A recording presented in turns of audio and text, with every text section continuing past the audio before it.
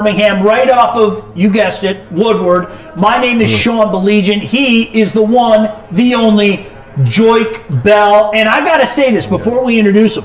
I've known him and watched him longer than you have. I got a chance to see this stud play at Wayne State, and of course went on to a career in the National Football League, predominantly for the Lions, but you bounce around. We'll get into that. What up, Joik? What up, though? You all right? What up, though? You all right? Yeah, I'm good. I'm great. Good to be here. New journey. Good to work with you again. Yeah.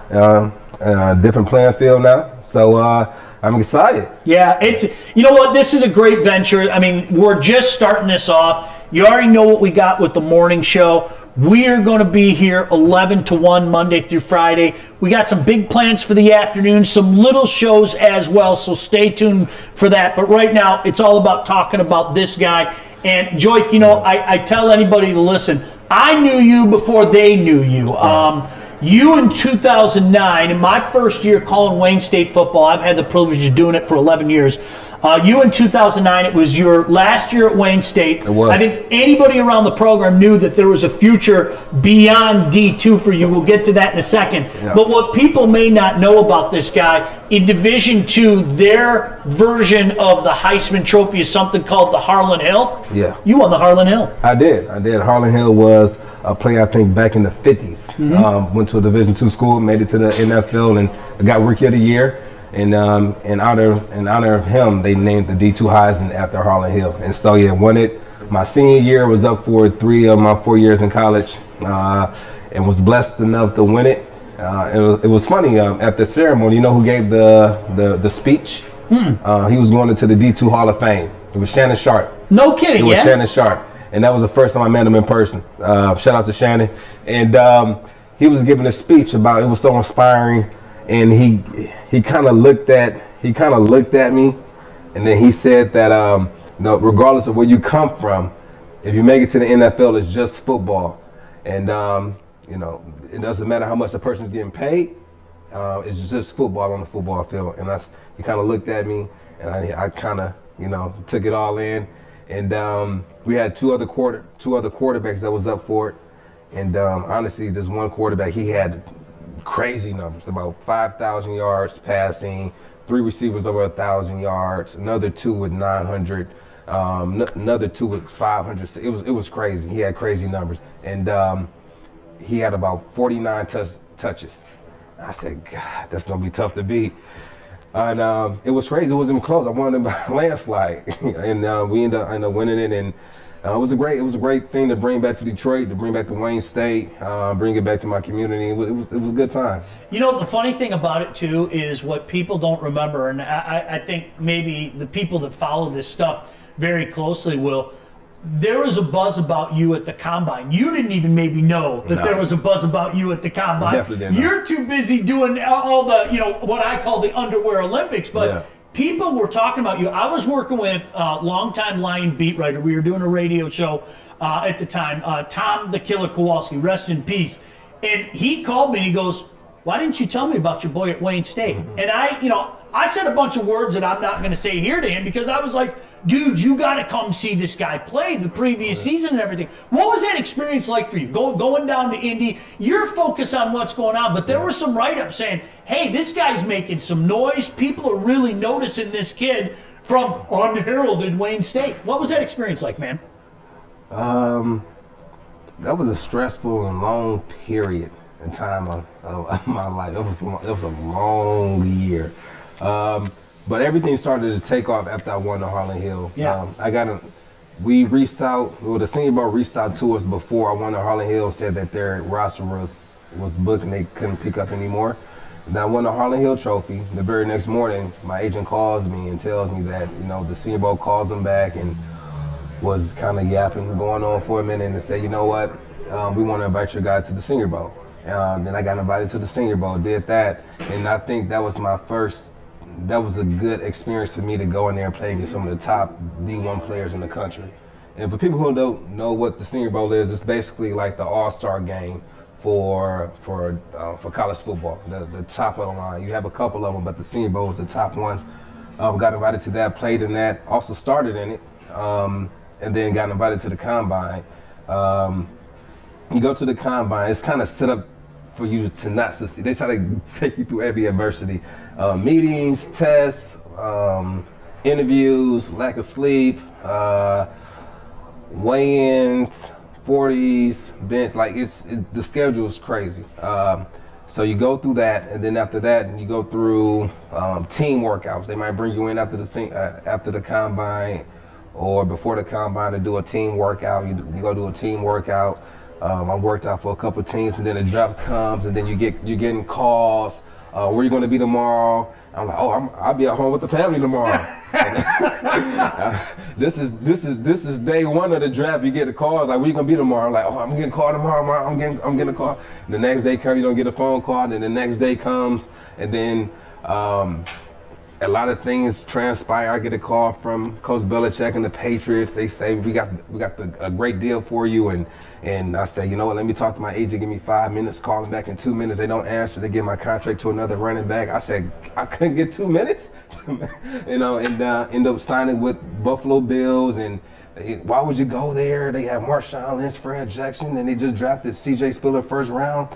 And the first preseason game, Fred Jackson breaks his hand, and Marshawn Lynch rolls his ankle on the first and second series of the game, and for the rest of the preseason, it's me, CJ, and Chad Simpson, and end up leading the team in rushing and getting a look. And it was a stressful couple weeks, but everything unfolded the way it was supposed to. So it was a good time, but like you say, it can be stressful. You know, there is a play, and I hate to put you on the spot, and we probably should have had this video ready, and I apologize for that. I'm an idiot. It's not the first time I'm going to say that. But there is a play that coaches use, including your old coach at Wayne State, Coach Winter, shout out there. The play down at UIndy. Dub, what up? You know I got to bring up the play down in UIndy. And if people don't know this, it's still on YouTube. I'm going to let the guy that made the play happen, and then I have to tell you what the broadcaster did. 2-point conversion down in UIndy. It was. And it's funny because I know some buddies that coach not only in football but in hockey, and they've used this video. I don't know if you know this. People use that video seriously to show, their young players never give up on a play. Wow. I'll let you take it from there. Well, I know exactly what play you're talking about. In this particular play, we had a receiver who was suspended for the first half of the game. And so we had a play that we had put in specifically for that game. And we have been running it the entire week. The game comes, he gets suspended for the first half. They put in his substitute. He comes in, he runs a play. We get out there first. He doesn't even know what he has to run. And so I'm lined up inside the slot. We're in trips right, and we lined up, and he looks, Joy, what are we running? What play? I'm not gonna say any names, but you know who you are. You know who you are.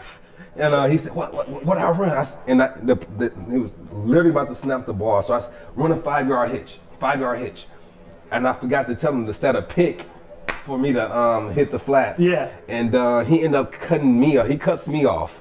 And they send a blitz off the edge, and the quarterback just throws the ball to where he thinks I am. And so the guy picks it off, takes off he's 10 yards ahead of me.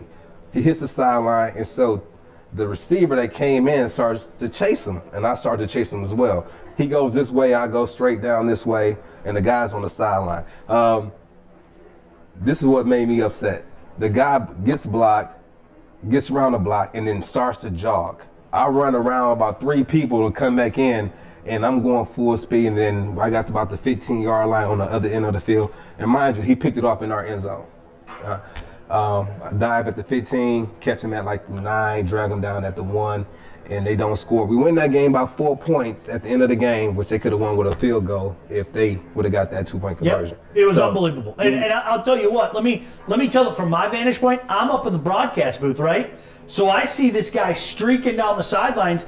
I gave up on the play. I'm going 40, 35, 30, 25. And then out of my periphery vision over here, I see this blur, and I'm going, and there's Joint. And you knew probably about the 25 you had a chance. Yeah. You still didn't know you were going to do it, but you knew about the 25 you had a chance. Yeah. I kid you not. Go watch that play. If you're watching at home, go watch that play. Yeah. You show that to young athletes about not giving up, because Joy, You ran about 100 yards to catch that guy. Yeah. Fair statement? You ran about 100 yards to Yeah. catch that guy. Yeah, I would say that.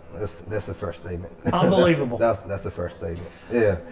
Good times, man. Yeah, no doubt about Glory it. days. Hey, when you got the opportunity, though, and we're going to talk about the Lions' big win over the Bears, two of this guy's former teams, I might add. People maybe forget you had some time with the Bears as well. I did.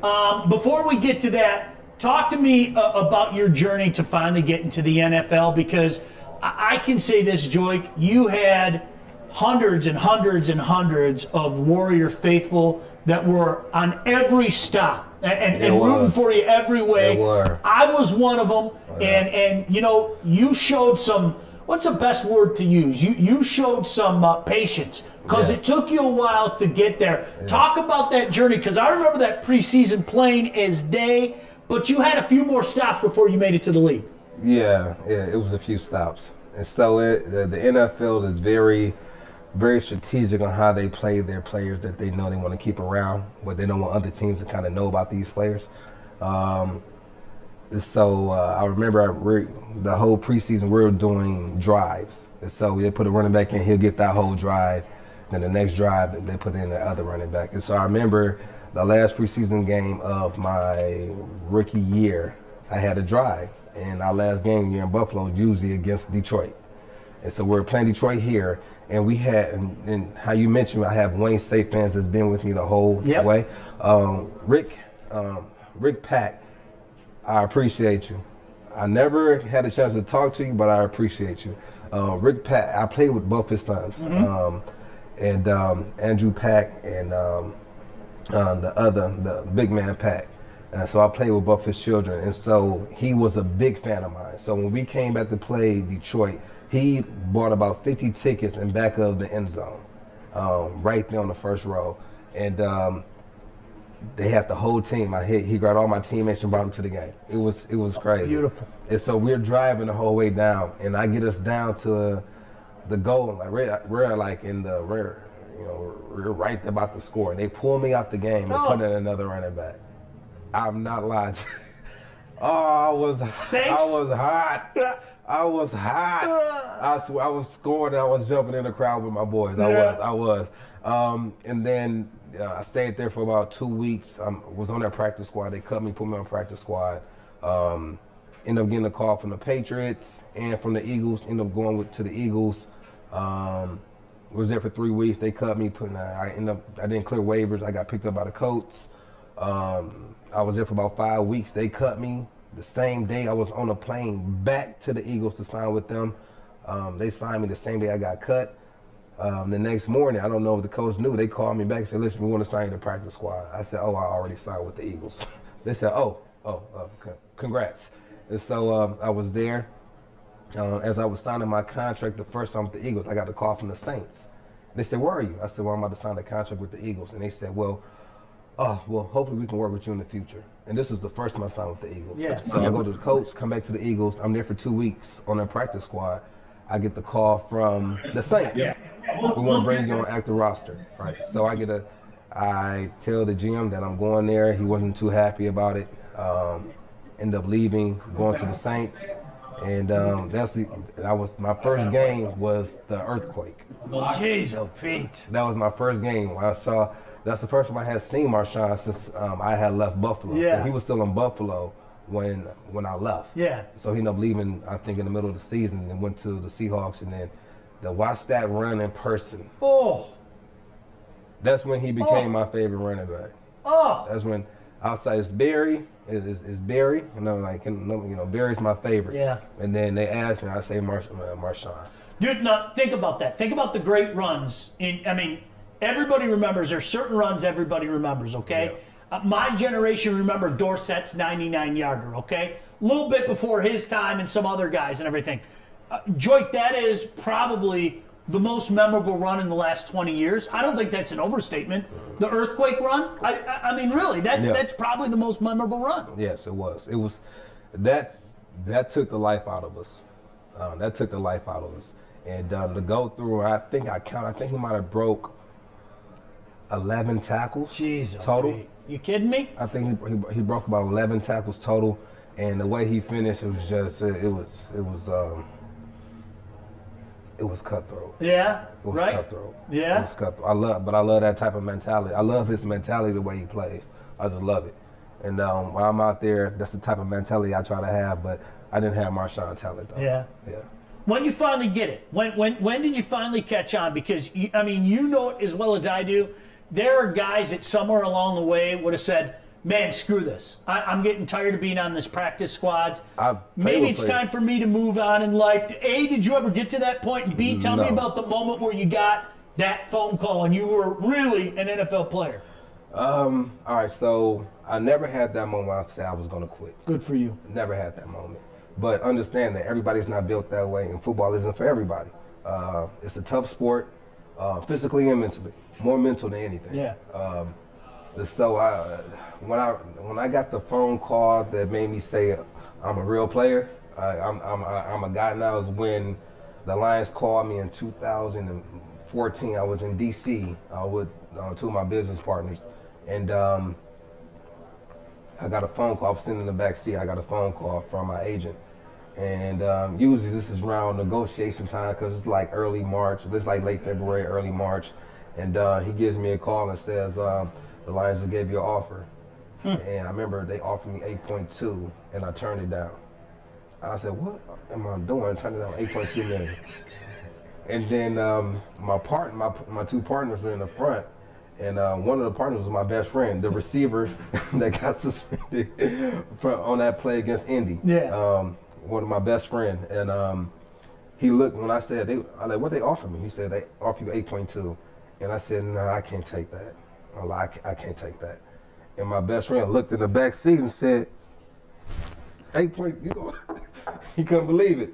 And for me, coming from where I come from, I couldn't believe it either. But Yeah. I kind of just knew my worth, and so we ended up negotiating and ended up getting a better deal done, and I ended up signing that deal. And that's when I realized, okay, you're in it now. You're that guy now. Isn't that awesome? Yeah, it was a great feeling. Oh. People say success happened overnight, but that took 20 plus years to get to that point. You know, the blood, sweat, and tears, everything that I had worked for up to that point, and it finally paid off. You know what? I can tell you this too. There were so many people in the Wayne State community. Every guy that you played with, all of us in the broadcast booth. I mean, you made it for us too. I mean, that was the most beautiful thing. You know, I mean, really, it was like you did it, so we all did it. You carried us with it. You became such a fan favorite. You're gonna be modest. I get it. You became such a fan favorite. Why do you think that is? I have my theories, but I'm intrigued to hear from you. I think because I went to Wayne State, and I was a local kid from a local school in the city of Detroit, and then I think just the story of me working as a security guard for the Lions and now becoming a starter for the Detroit Lions was, I guess it's an inspiring story. And when you look back at it, when I was in it, I was living in the moment, so I wasn't really thinking about. I just knew how hard I worked to get there, and I wanted to stay in that position. But when you look back at it, it could be an inspiring story. I might even make a movie about it. You could. We got to find somebody that's going to play him in the movie, right? Yeah. You got somebody in mind? Yeah. All right. We got to figure that out. A lot of business to take care of. How did the jumping in the stands start? I mean, because that was something, you going up in the stands and, doing this and everything. How did that start, man? That was organic. Was it? It wasn't even planned. So initially, when I scored my very first touchdown against the Rams, I jumped in the crowd. And when I did, I just kind of shared that moment with the fans. Yeah. It wasn't anything. It was just me jumping in the crowd. And so, and I think in 2013 when I started it, I wanted to do something where I can get the fans involved. I didn't want it to be like a look at me when I do a dance. Sure. I wanted something where the whole crowd could like hop in. And so when I hopped in the crowd, the first thing that came to mind was put my hands up and wave them side to side. Beautiful. And it just stuck with me. Yeah. It stuck. And so it ended up getting so big that they even started to play the Naughty by Nature song every time I scored. Yep. And so I'm so upset with the people who were recording the games or filming the games because they never got the entire crowd from the bottom to the third deck. Everybody was doing it in unison, from sideline to sideline, from from the first row to the very top row of the third deck. Everybody was doing it. It was beautiful. It was beautiful, and they never caught that moment.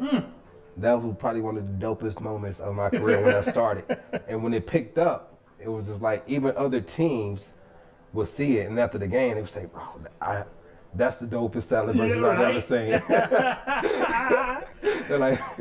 and I had other teammates that would do it when they scored too. So it was picking up, and so I wish they would have just caught the crowd when they were doing it. Yeah. Listen, we are going to be talking about so much each and every day, 11 to 1. I want to give some background on him, talk about our history, and maybe that history that, as Joik said, makes it such an inspiring story. I mean, to come the route that he did, Benton Harbor guy, over to Wayne State. We didn't even get into the not a lot of looks out of college, going into college either part. I mean, it is a great story, and we're going to find a way to make that a movie one day. But listen, I'm going to tell you something right now. We are going to have a big guest coming on in about an hour and 15 minutes. This is a tease in the business. Troy Weaver, general manager of the Detroit Pistons, is going to be joining us. And Joik, for people out there that don't know this, you aren't strictly a football guy. Yeah. You're a sports guy.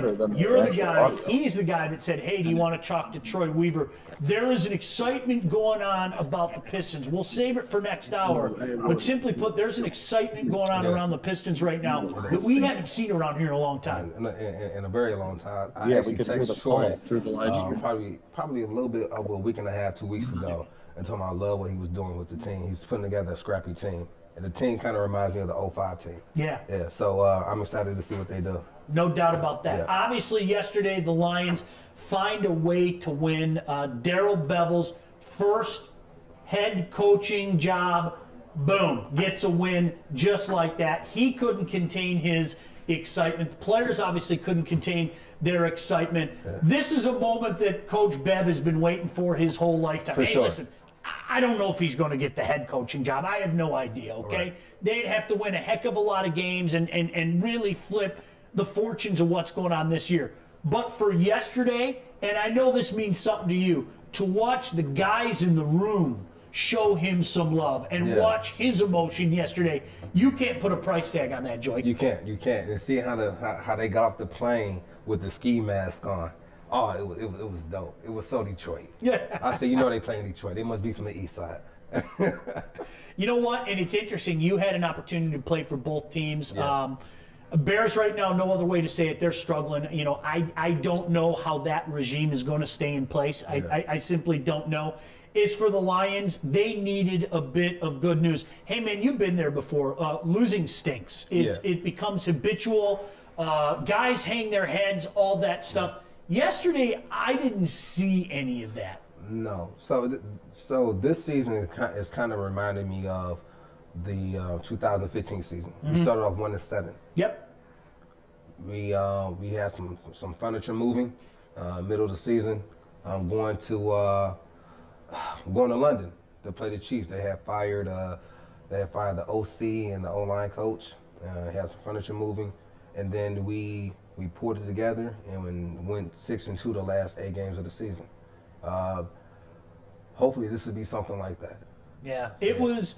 You know what, Joik, it's funny, and I want to talk to you in detail about Coach Caldwell tomorrow, because I think the last couple of years under Coach Patricia, people have kind of taken a second look, if you will, at the Caldwell era. Look, do we want more? Of course we all want more. Yeah. No doubt about that. But I'll tell you what, one team that rings true with me, and we'll get more into what happened yesterday, but you and I were talking off the air, that 2014 season was a magical, as a damn good team. Yeah. And you made a comment, you asked me, and without hesitation, when you're talking about what's the best Lion team in the last 20 years, without hesitation, it's that 2014 team. Yeah, I would say that.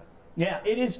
In regards to yesterday, though, when you're watching the game, what are you seeing out of that team? Because, I mean, number one, I thought Matthew was on point yesterday. He'd like that one back, the interception, he'd like that one back. But he was on point, and I think the one thing that people are forgetting about, Joik, is, they've had some pretty big injuries, man. There are key components of that team missing right now. When you're talking about DeAndre not being there, Kenny Galladay, who I think is a around a top 10 receiver in the league. I don't think that's an overstatement. Right. Man, it's not easy. No, it's not easy. But the NFL is solely based off next man up. Yeah. So you look at an injury, but you look for players on the team.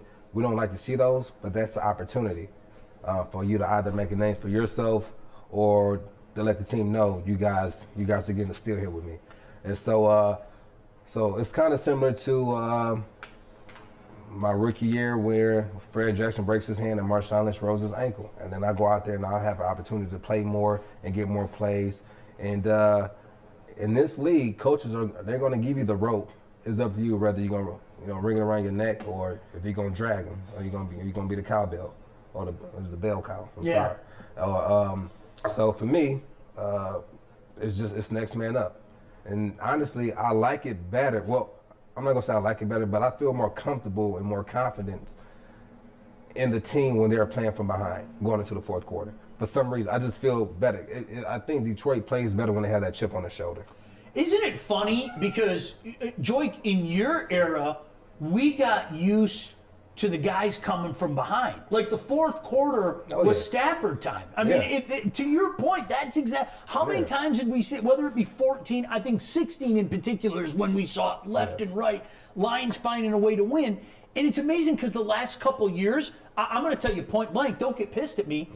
I was fully expecting a loss yesterday. I was like, I've seen this script so many times. Corey's seen this script so many times the last few years under Coach Patricia. It's almost like learned behavior. I honestly felt, like I said, I felt they were going to win yesterday because they had so much adversity. Yeah. And I think that's when they play the best.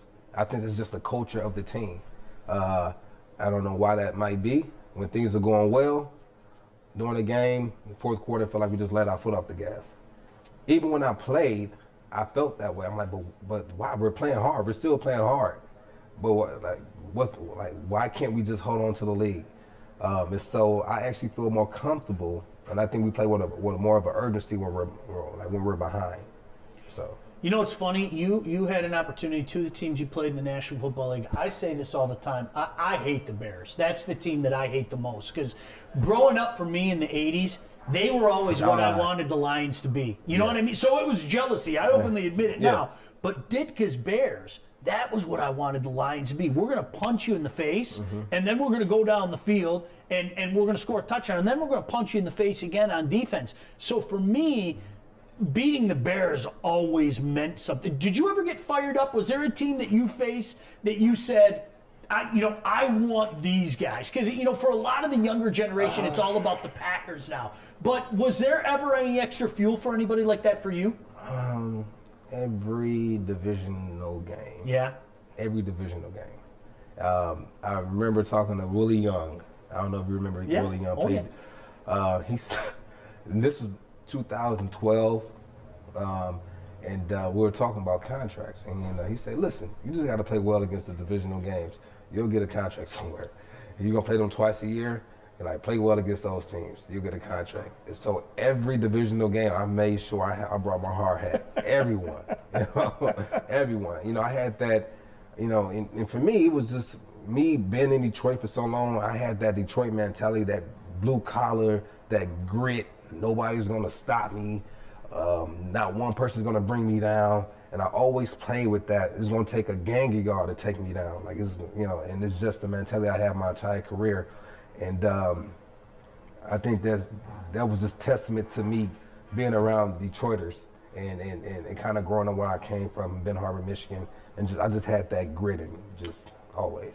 Staff goes for 402 yards yesterday, and there's so much speculation about what his or what his future is going to be. Yeah. Does he want to stay? Do the Lions want to keep him? I mean, I can say without hesitation, he is by far the best Lions quarterback in my lifetime. If you want to have the debate of whether there's no debate. Yeah. If you want to say whether he's great or not, you go right ahead. If we're talking about the Lions, I'm with him. Yeah. There's no debate. When you watch that guy play up close, still on television, how do you even put into words how good this guy has been? I want to say this because some people say a lot of people don't like Stafford. A lot of people love Stafford. Mm-hmm. I love Stafford because I played with him. I know what type of grit he brings. He's the epitome of Detroit gritty. I play with a lot of great quarterbacks, and every quarterback that you play with have their own sense of leadership, how they become a leader. Sure. I play with Drew Brees, I play with Peyton Manning, I play with Mike Vick, I play with all these guys. Drew Brees is he's clutch. You have Peyton Manning, he's a perfectionist. You have Mike Vick, he's athletic and can make plays on his feet and with his arm. And then you have Stafford. Stafford's by far the toughest quarterback I've ever played with. He's not even close. The hits that he takes, how he can take a hit and go back in. I remember we were playing the Vikings. They sent the blitz off the edge, and there was some type of miscommunication on the end of the line, and I had to block the defensive end. And so the safety, not the safety, but the nickel came down full head of steam and caught Stafford as he was throwing it on the very first play of the game, hit him in his ribs. Stafford couldn't breathe and came back in the huddle and caught the next play. It was gasping for air. Trips right. It barely could breathe. And finished the game. Not only finished the game, but won us the game. By far the toughest quarterback I ever played with. You know, Most it's funny. nine. It's funny too because you weren't there yet. You were still at Wayne State when he came into the league. Remember, people use the term China doll. I mean, remember? I mean, it's insane when you think about that because I think nobody can deny his toughness now. He had a front row seat for it. There was the China doll thing. You know, he got knocked out in 09. He got knocked out in 10 again. No. I mean, it was insanity because it's like, well, what would happen if this dude came down on you? Of course your collarbone's going to break, or of course something's going to happen. Yeah. He seems to take that personal too. He's a guy. I don't know if he had, in your words, that Detroit in him when he got here, but he certainly has it in him now. That's for sure. Yeah, that competitive nature and Matt is crazy. I will come in. So we'll play on Sunday. I'll come in on Monday to do my regular treatment, rehab, post game, and Stafford will be in there with different machines hooked up to him, ice on his legs and cords hooked up on his back, and I walk up to him, finger bent, bro. You know, I walk up. I said, "Bro, you good?" "I'm all right." "I'm all right. I'm good. I'm all right." Every week, and I'll walk in there, and he'll be right there laying on the training table, and I'll ask him every week, like, "You good?" "I'm all right." You know, and his entire career, that's just how he's been. I don't know how he's done it, but he's doing it. He's doing it. That's awesome. What do you think about him moving forward? Because the talk is going to be there. To me, I love Stafford. I love Stafford. I love what he's done for Detroit. I love what he's done for the community. But at this point, you have to do what's best for your career. And at the end of the day, this is a business, right? It is a business. And I love the Lions organization because they are loyal to some of their players and a guy like that. But at this point, he has to do what's best for his career and his family. And if it's going somewhere else, it's going somewhere else because he's playing probably at one of the highest levels of his career right now. So I want to see him get a ring. He's earned that right, man. I mean, there's no doubt about it. Selfishly, I'd love more than anything. I've been waiting for this my entire lifetime, as you have. You know, we're Michigan guys. We've been waiting for it our entire lifetime. I would have loved it to happen with 9 because you know what? He's a good dude. Yeah. He really is. No, seriously. I talked to people in the front office of the Lions organization, and we talk about Stafford, and I talk about some of them they love Stafford, like they love him, and then you have some that say, "Oh, it's time to move on." But for me, if you move on, who are you going to go to? Yep. Who's out there? Yep. Who are you going to bring in? So for me, I love Stafford, man. I love to see him stay, but that's me being selfish. I want him to do what's best for him and for Kelly and his girls, and and that's here. Tell me about in the locker room when you're having the season. Nobody expected this season to be what it is. Obviously, they're feeling good about themselves right now. Yeah. Maybe 2013 would be a good example. When things started to go downhill. Yeah. I remember the game in Philly, the snow game in Philly, right? Sorry to bring that up, but that was I put that on my back. I had 2 fumbles that game. That was tough. And it's tough for the team because you're looking ahead saying to yourself, we still have 4 or 5 more games to go. The grind has got a hold of you. There's quote unquote nothing to play for. you hear that, but yet at the same time, the Lions find themselves in a position right now where, like it or not, whether you believe that they're capable of doing it or not is inconsequential. They're very much alive with that win yesterday in regards to getting that extra playoff spot this year. Right. And again, listen, is it feasible with their schedule moving forward? That's not for me to say. I don't think it's going to happen, but whether you like it or not, they are still alive. This part of the season is grind, but you feel a hell of a lot better when you got that chance, even if it's this big. It is. The biggest part is you don't want to leave it in other teams' hands. Yeah. That you don't want to leave it and somebody has to beat somebody else for you to get into the playoffs. And so it'll be interesting to see how this season unfolds. Yeah, I'm going to be interested to see the next couple of weeks. I mean, you have an opportunity, especially this week, against the Packers. And like I said earlier, I think everybody else, around here, if you're younger than me, maybe that's the Packers, the one that you hate. I'm just happy they beat the Bears. But you know what, Joy, to me, you want that meaningful football in December, and you were a part of a team that was like that. What was it about that 2014 team? Because again, I mean, to me, there are two teams: the 91 team that went 12-4 and actually won the playoff game, and the 2014 team that went 11-5, should have beat Dallas. Let's be honest, high officials. I won't get him involved. You know what? Hold on, right? get me involved. I can say my piece now. I think after that game, that's when I did the Detroit versus everybody interview, when everything was just Detroit versus everybody. And yeah, man, that was.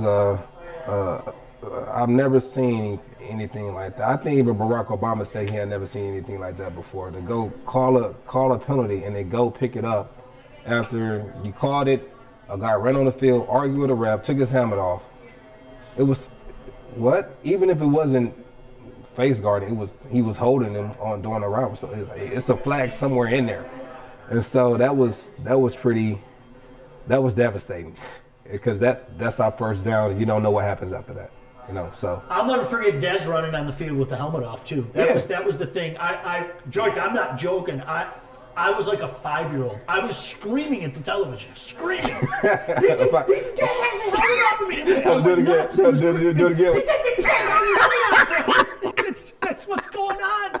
My poor kids are sitting there going, Mom, Dad's losing it again. Mom, Dad's losing it. But it was one of those games. But that 2014 team, I want to get your thoughts on that. We're going to talk about Coach Caldwell tomorrow, and maybe the difference that coaching makes, and how big of a difference it makes.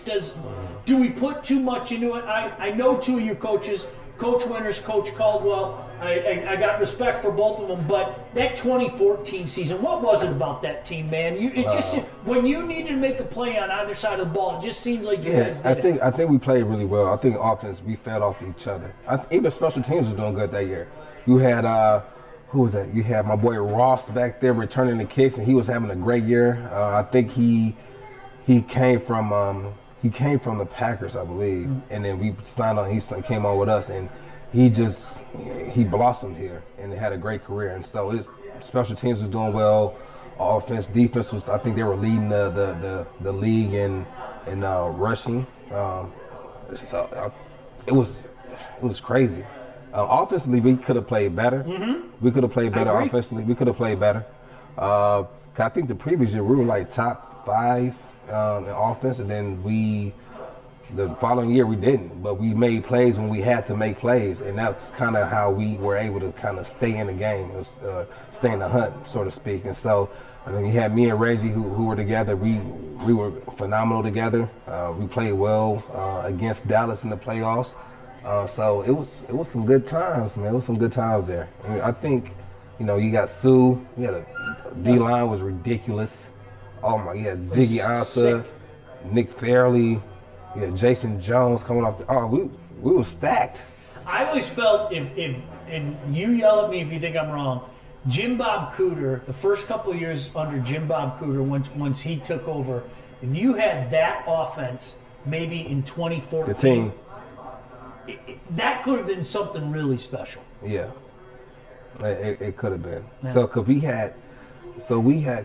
Joe Lombardi is a great offensive coordinator. His offense, I think, will fit better with mechanical guys.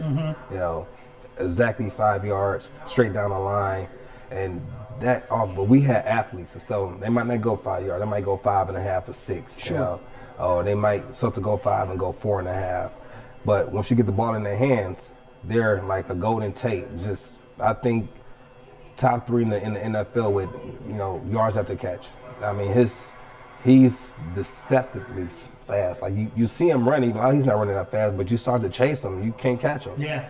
And just nasty out there. And then you had Calvin, you know, and then you have, you know, Ryan Broyles when he's healthy, you know, Nate Burleson. You have all these great guys, you know, not from the 2014 season, just in general throughout my time there. And you have these guys, and we have some animals. Yeah. We have some animals, man. Yeah. It's time to get a winner, no doubt about that. Yeah. Like I said, stay tuned tomorrow. We are going to talk a little bit about coaching, get a guy who played in the league's perspective on coaching, talk about some of the different coaches, because Joik, you know as well as I do, there have been a lot of people that kind of been looking back saying, maybe Coach Caldwell wasn't so bad, and we'll get your take on that. Also want to remind you, coming up, this is a tease in the business, Troy Weaver going to be joining us about 50 minutes from now, right? About 50 minutes from now? Is that how it goes? Special shout out to Adam and, of course, Corey as well, doing all the stuff behind the scene. Joik, a little college football chatter as we switch gears right now. It is amazing to me what has happened in the Big Ten in the last, well, it's been a slow process, probably about 20 years. But in the last 10, specifically 5 years, this conference is just Ohio State's playground. And the sooner we all just admit it, the better off we will be. What they did to Michigan State on Saturday is not unlike what they're doing to teams almost on a week-in, week-out basis. It's sick to see, man. It really is. Yeah, but that's Ohio State right now. And what they're doing to my beloved U of M just isn't fair right now. It just isn't fair. And I don't know what's going on because I think Harbaugh might be one of the best recruiters in U of M history. I mean, the way he recruits is genius. I don't know if it's the players we're getting. I don't know what it is. But I don't know why we're not winning. Like I don't understand it. But much love to U of M. I grew up a U of M football fan. Back when they had Chris Perry, even before him when they had Askew, those guys. I grew up watching those guys at running back. And I actually wanted to play for U of M. But they wanted me to play safety. And I said, no, I'm a running back. Yeah. So that's how I ended up at Wayne State. So, but. You know, you bring up an interesting point because I say this all the time. I grew up in an era, I mean, people today, a younger generation, don't understand how big Michigan football was. Oh. And it's still big, don't get me wrong. Yeah, it's big. Yeah. But it's big in name only because they haven't been able to make it translate on the field. You know what I mean? So, you know, Michigan State did for a few years there. You know, D'Antonio won 3 Big Ten titles. You know, they went to the 3 division games and everything. But they almost had to start over with Mel Tucker, who, my personal opinion, I don't know how closely you followed it, I think Mel gets it. You know, it's going to take some time to get his guys in there, but just the mere fact that they had won a couple of big games that they did this year, including beating Michigan, is a testament to perhaps what things are going to be. In regards to, I have no idea what's going on at Michigan. I'm the same way because I'm one of those guys. If I'm being completely honest, I sat back in 2015 saying, okay, it's going to take time. It's not going to be this year. But really soon, they're going to run this conference again. But it's going to take time, like you said. It hasn't happened. It's so weird. It's all Harbaugh guys in there. Yeah. So we just sit back and wait. We got to sit back and wait because I think it's similar. Like when he came in, he had to get his guys in there. Yeah. So we'll see what happens. I can't believe it. What's going on at Ohio State? I mean, why is Ohio State? I mean, running. I mean, they run the yard, man. It might be. I don't know. It might just be the culture. It might be the culture. You know. So. I think, even though we haven't been winning as of lately, I think we're still leading the series. Are we still leading the series? I think we might be up by 3 or 4, but it's closing fast. It's dwindling down. Yeah, it's funny you say that about culture because, you know, so many times, and you get to see it while you're playing, you didn't get a chance to see it. But these guys, the Ohio State University, I mean, they carry that into the league, man. Oh, yeah, they carry that, you know. And it's funny to see the locker room and see guys, you know, chatting about their their colleges, and they're about to play your college, and now they're gonna make their wager. You got to wear a U of M shirt if we win, or you got to wear an Ohio State shirt if we win. And so they have like these little small wagers. It's like more of a pride thing. I had one of those things with O-lineman from he was from Saginaw, and I don't want to chop his last name. Todd Harandis. He played for Saginaw, and we hadn't beat them in years, and so we made a little wager that Wayne State was going to beat them because he had just been talking, and we hadn't beat them even when I was there. We didn't beat Saginaw, and we ended up winning for the first time in I don't know how long, but we won that game. I called him like, yeah. Now put the shirt on. I don't want to hear nothing else. Huh? What you? Shut up. And so it's and that's. Honestly, when you leave the game, that's what you miss the most. Yeah, that's what you miss the most. That locker room camaraderie, that chirping back and forth, the ping pong, the pool in the locker room, the talking smack, that's like the time. That's what you miss the most. Yeah. Not everything else. Yeah. Yeah. Have you had a chance to look at much of what's going on up at State? You bring in Mel Tucker. It was under circumstances that nobody would have envisioned. Coach D'Antonio, certainly well within his right. We can have that conversation for another day. Decided go. It was time. Mel Tucker comes in, the worst possible year to come in. I mean, with all this COVID stuff, I think a lot of Spartan fans kind of sat back and said, okay, whatever happens this year, it happens. There weren't expectations. To knock off Michigan, knock off Northwestern, to get some of the buzz that he's getting. What do you know about Mel Tucker? What do you think about this start for the Mel Tucker era at Michigan State? Actually, just did an interview with Mel Tucker not too long ago. Yeah? Yeah, probably right before, I think like a week or so before Election Day. Me, him, and I think the president for the Pistons, and then the Madam Secretary of the state of Michigan. So we already had a conversation just about the voting rights and things like that. And I think, just like I said with Harbaugh, he has to wait to get his guys in there, and I think once that happens, I think his program will run a little bit more smoothly. But right now, it's just being patient, and the university's gonna have to be patient, give them time, and we'll see what happens. It's interesting, Joik. There's been so much talk with all this COVID stuff going on and troubles at Michigan. There's been so much talk that maybe Michigan doesn't want to go and Michigan doesn't want to play, and I think that's a load of crap. Those guys, although they're obviously college students, they're pros, they're football players. They're never going to back down from a challenge. Jim Harbaugh, by all accounts, is one of the most competitive guys out there. For you, as a guy that played at the college level, that played in the National Football League, can you explain to people, you never tell a professional athlete or a guy playing football at that level, hey, you don't have a chance against Ohio State. You don't have a chance against Grand Valley. Yeah. You don't have a chance at New England. You guys aren't built that way. You're not hearing it. No, we're not hearing it. But that's the reason we're not hearing it is the reason that we're in this position. Right? Yeah, the guys who think that way aren't in this position. And so if a person was to tell me that, that's the team I want to play. That's who I want to go against. And that's period.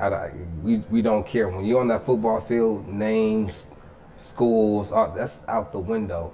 What can you do right now? Yeah. One-on-one. Can you beat the man in front of you?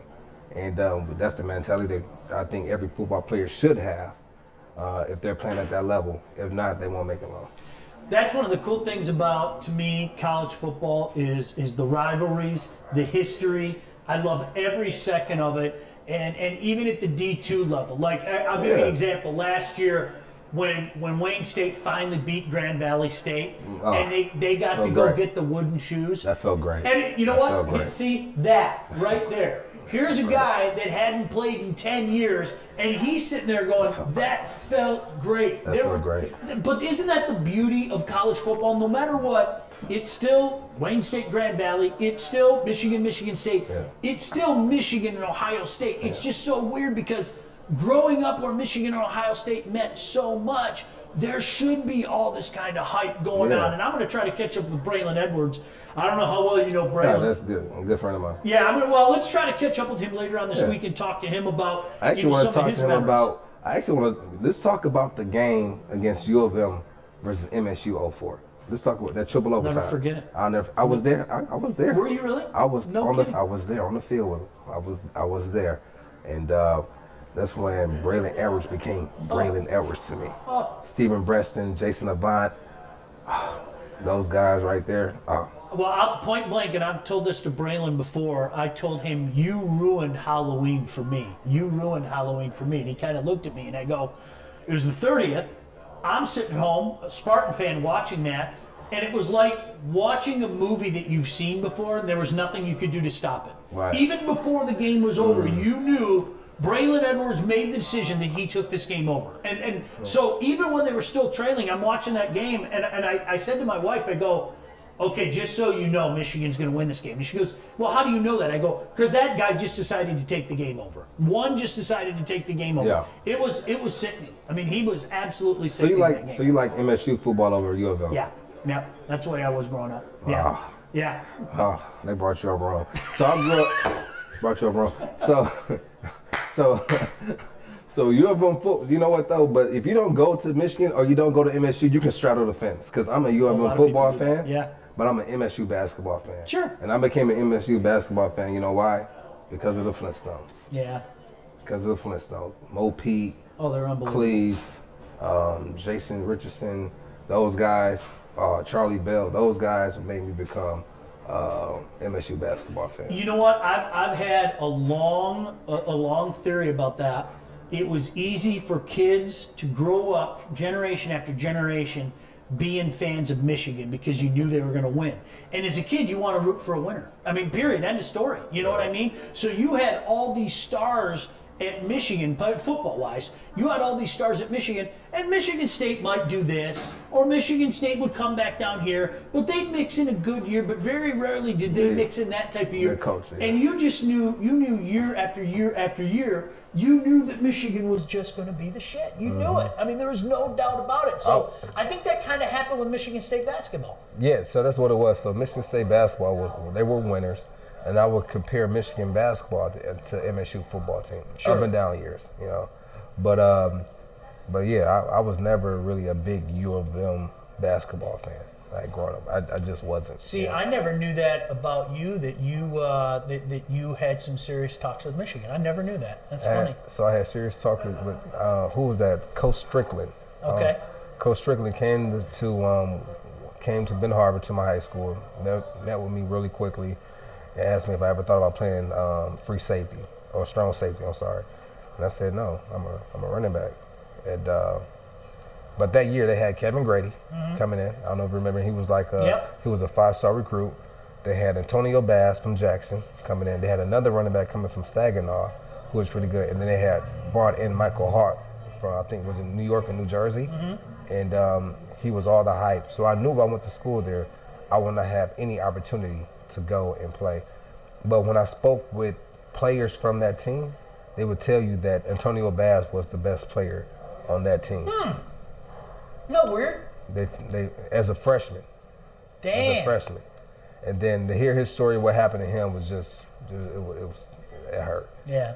Freak accident in practice, tweaked his knee, went to surgery. I think they hit the wrong nerve and was never played again. And that hurt me. And he doesn't even know that I know him. But I heard of him from my uncle, who was a pastor, who is a pastor in Jackson. He would come tell me about Antonio Bass in Ben Harbor. He said, you know, he would come to me. He would come to Ben Harbor and say, you know, Jackson has a joint bill. His name is Antonio Bass. He's a good kid. Virginia flew him out yesterday after he played on Friday just to come take a visit. Great player. I'm like, dang, this guy is good. I want to see him play. Like, I wanted to see him play. I was a fan of Antonio Bass because of my uncle, Joe Hines. And so it was good times, man. Yeah. It was good times. No, it's, you know what, I think everything ended well for you. I think Wayne State ended up being the right choice. It was a great choice. Got you where we wanted to go, you know? You know how I ended, nobody knows this story. You know how I ended up going to Wayne State? No. So they came down and did a presentation for me and my parents. Okay. And while we're doing the presentation, my dad gets a call, and he walks in the back of the house. We don't know who it is. He gets off the phone, comes back in after about 10 minutes, and they finish. And they sold my mom because they were solely interested in me graduating school than just playing football. And so that's how they won my mom. And so now they leave, and my dad tells, you know who that was calling me? It was Grand Valley had called him on the phone while Wayne State was giving a presentation. No kidding. No kidding. 2 days after signing day, I still didn't sign my letter of intent to Wayne State. My mom wakes me up about 5:36 in the morning to wake me up for school. I said, Mom, it's early. Let me go back to sleep. She said, okay, sign it so I can put this in your file. So I'm like, okay, sign it. She put it in the file. She wakes me up. I go to school. I'm in my first hour class, French class. I'm in French. Je m'appelle Joy. Come and tell-vous. So I get a call from my mom. She tells me to step in the hallway. I step in the hallway. I said, Mom, what's going on? I'm in class. Like, what's going on? She said, how you feel about Wayne State? I said, Mom, I like Wayne State, but I want to weigh out my options. I want to make sure it's the right decision, the biggest decision of my life. She said, you know what? You're going to lose your scholarship. Mom, I'm not going to lose it. Yes, you are. You know what? You're going to Wayne State. I said, Mom, you can't make me sign my letter of intent. I'm not going to sign it until I'm sure. She said, oh, no, you signed it this morning. I said, that's what I signed. She said, I'm faxing it off. So that's beautiful. And so she Thanks, Mom. Thanks, Mom. I tell everybody it's the best decision I never made, right? That's awesome. The best decision I never made. So I ended up going to Wayne State because my mom was sold on Coach Winters. And I mean, it's a lot to the backstory, but just the quick, clean version, that's what happened. And she was actually downstairs in the AD's office when she faxed it off. And then I ended up going to Wayne State. Best decision I ever made. Oh, is that awesome? What a great story. Yeah. He's Joy Bell. I'm Sean Baligian. Glad you could join us, Woodward Sports. Again, we have so much coming up. This is just the start. I'm sure you guys have already seen what Joey and Stick are doing in the morning. It's nice that they've got a little eye candy in there too. Let's be honest, and it's a lot of fun in the morning. We're gonna take the handoff and do what we can with it. We got an afternoon show coming up. So many things coming up. Stick with us. It's going to be an exciting ride. We're very, very happy to be a part of it early on. Coming up later this hour before we bid you adieu.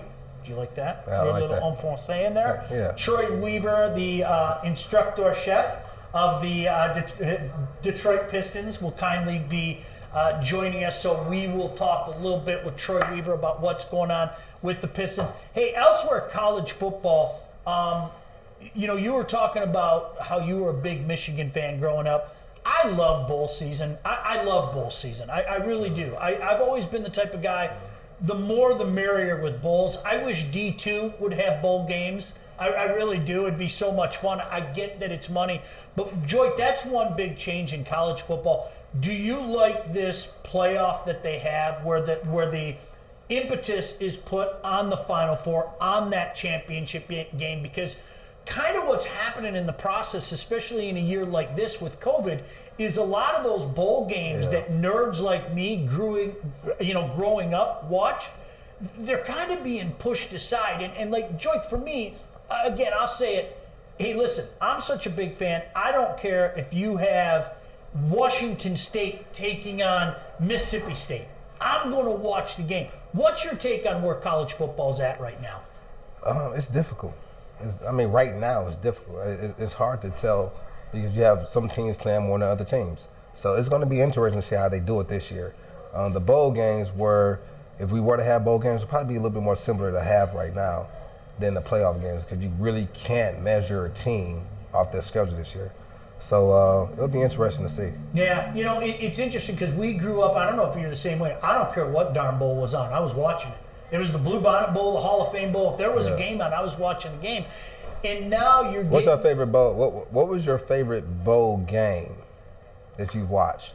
Well, I'm showing my fandom. When Michigan State beat USC in the Rose Bowl in 1988, that was I was like beyond. I was downright giddy. Well, we had one of the teams in common. I was 2 when that was. So it kind of got me dated there. But it was my true freshman year, 05, I believe, USC versus Texas. Oh, what an unbelievable game. Best game I ever seen. The Vince Young. Yeah. Vince Young. Boy, I'm showing my age again, huh? Vince Young. So Vince, and actually, I was actually going for Texas that game, even though. So my two favorite players in college was Vince Young and Reggie Bush. So I was torn between the two, but everybody was going for USC. I said, I'm going for Texas. And I remember coming out to the second half, I think they were down by like 14 or like going into the fourth quarter, and they showed a glimpse of Vince Young on the sideline with his helmet off, but he had his hands here and he was jumping up and down, loosening up, and he was just, by looking at his body language, you knew he wasn't going to let his team lose. Yeah. And it was when I saw, it wasn't even a play he did on the field that made me say, okay, they're going to win. It was watching him when they were down by 14, and I said, I know he's not going to let them lose. That last run that he made, I'll never forget it. Of course. And you know what? As a broadcaster, you have to know when to shut your mouth. You do. And I thought Dan Fouts did such a great job on that, where he just went, no, because, I mean, really, it was insane. It was like watching somebody, a gamer, make some sick run playing Madden or something like that. It was. I remember when he hit that last touchdown the corner, he kind of, he didn't run into the crowd, but I think he ran into a group of people, and the confetti was coming up, and he was just looking into the crowd, just like, I'm the man. It was boss. I was at the Rose Bowl when the Spartans beat Stanford. I was at the Rose Bowl in 2014. I was there with my son, and it was awesome to be there with my son. It was unbelievable. It really was. It was, that was a magical season. They beat everybody in conference by double digits. Went unbeaten in the conference, beat everybody by double digits. Never have a season like that again, man. It was phenomenal. But right now, when you look at the college football landscape, Alabama, Clemson, Ohio State, and it doesn't matter who the other team is. Maybe it's an Oklahoma. Maybe it's an A&M. It just seems like every year you can put a circle around those three and almost play a game of I'll take those three and take the field. I mean, really, that's where college football's at right now. You think so? Yeah, it's incredible. Right? I mean, Clemson. You would put LSU, but they haven't been playing good this year. You got it. They had the big year last year. Everything came together last year. Give them full props. What do you think happened this year, though? Seriously, what do you think happened to LSU this year? My understanding is they lost a lot of players, and as good as Coach O has done at recruiting, he maybe left a little gap in this. That's my understanding. Now, how much do I know is that true? You know what? I'm going to use an example of your teams. Your team in 2009 at Wayne State was a good team. Yeah. But some of those players were too young yet to really be full studs. And it was like the next year, it was 2010, 2011, that those guys had their opportunity to shine. That's the way it was explained to me down in SEC country. I know somebody down there who said he's got the horses. The horses just aren't, ripe yet. They're not ripe yet. Yeah, horses get ripe, don't they? Yeah. So, no, but I mean, really, isn't that kind of the way it's been? I mean, unless LSU can show that they've got some staying power, and I think they do. You want to talk about a coach that understands his area and everything, and Coach O just starts talking, and anybody down there is going to want to go. He's got that Cajun thing, but he got that Cajun thing. Isn't spicy, huh? You've been down there, man. I love that story. It. Outside, so people have asked me what was my favorite team outside of here in New Orleans. I love New Orleans. New Orleans has a place in my heart. It was good times. Yeah, it was a good time. I love New Orleans. It was live. Yeah, you still doing some business down there too? No, not New Orleans. Okay. Not New Orleans. But I am down. I have business in Tennessee that I do, but not that far south. Okay. Yeah. It's a different world down there, man. It is. It's like you can't even explain it. It's like its own culture. Yeah. It's like its own thing. So you just have to go live there and kind of experience it. Yeah. No, I was there for a year, so it was a good time.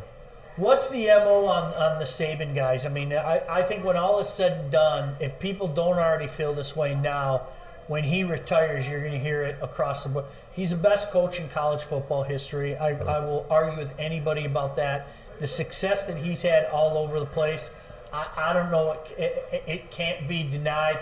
I'm sure you played with a bunch of Bama guys. You've obviously watched what Bama's done. What is it about that, man? Did anything jump out to you? I think it might be the culture that he brings. It might not even be the university culture. It might be his culture. And so people want to go play for Saban. You know. So I think that's what it is. And I played with and against Alabama guys, and those guys have a nice culture about them. You know what's interesting, and I got to give sports information director Jeff Weiss the credit for this. Okay. 2009. You ready for this? Yeah. 2009, the Harlan Hill winner, the Heisman Trophy winner. Oh, I play on the same team. Michigan boys. Michigan boys. Isn't that interesting? I'll give you another one.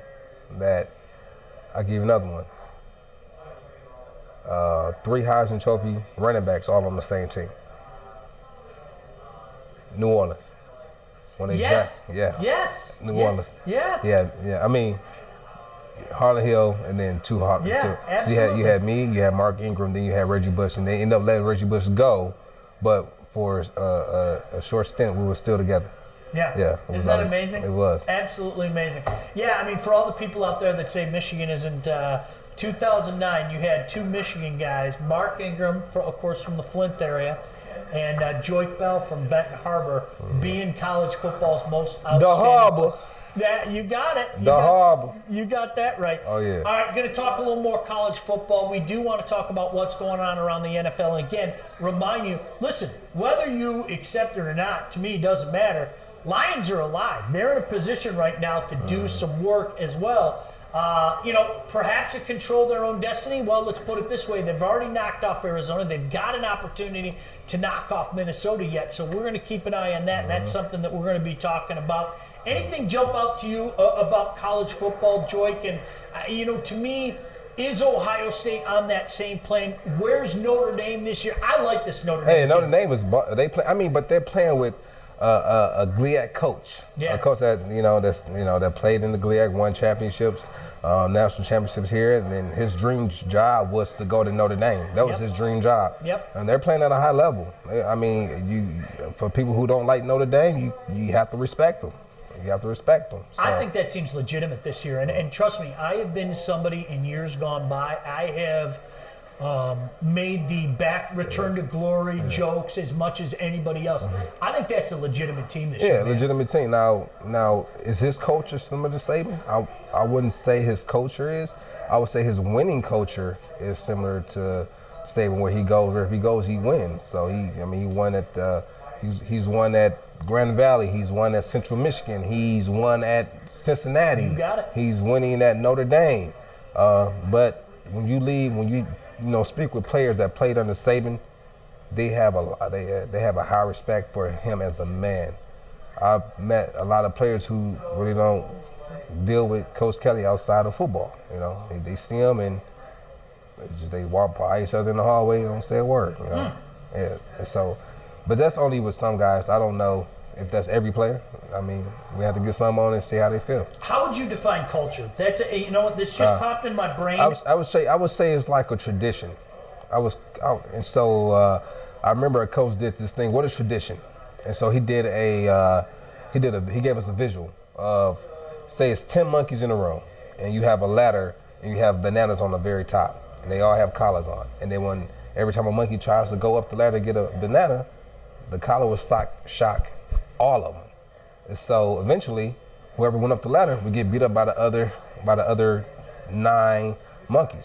And so what they started to do was they started to take the collars off after a while. And so now, even though they took the collars off, whenever a monkey try to go up the ladder to get it, he'll still get beat up. And so they started to take monkeys out now. They take out 5 and put in a brand new 5. And now whenever one of these 5 try to go up, they get beat up. They get beat up by the other 5. Then eventually they put in a whole new set of monkeys.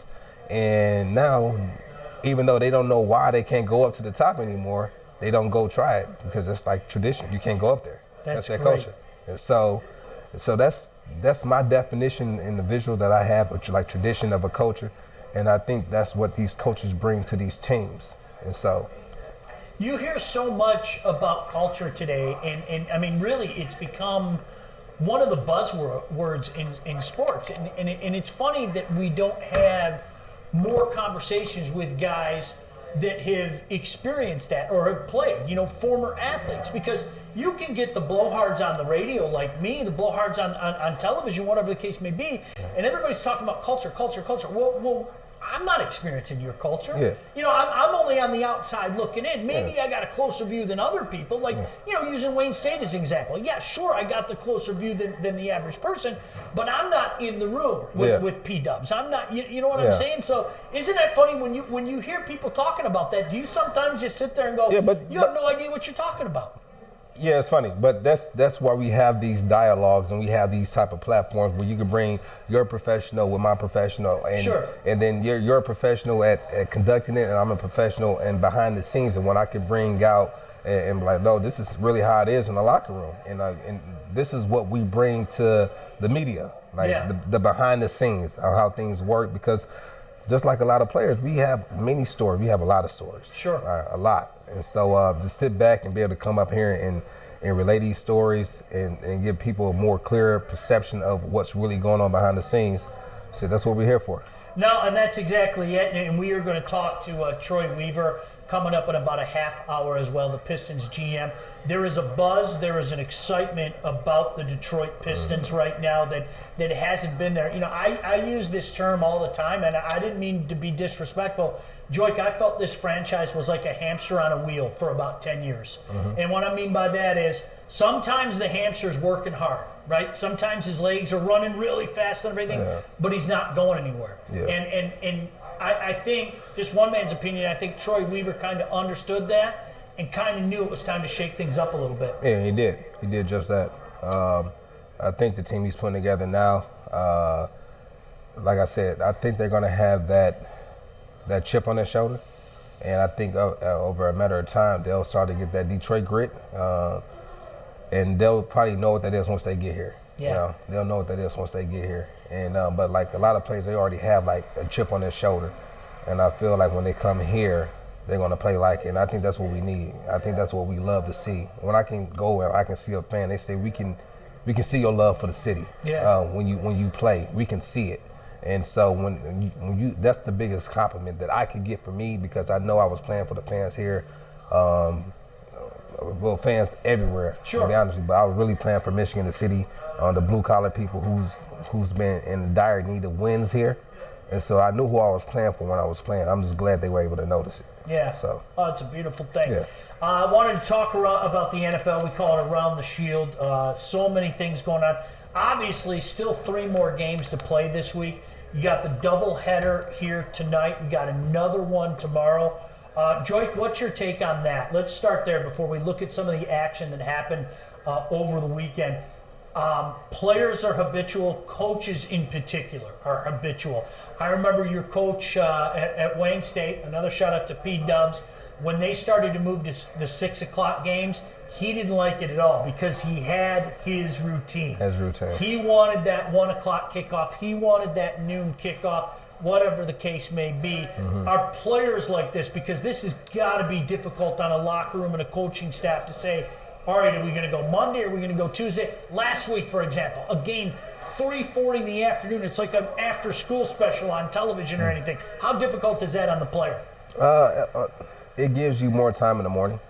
It just depends. You just have to adjust. It's like a halftime adjustment. It happens, right? So you have a routine on what you like to eat for breakfast, and then what you want to eat for lunch, and then usually you have that 1 o'clock game.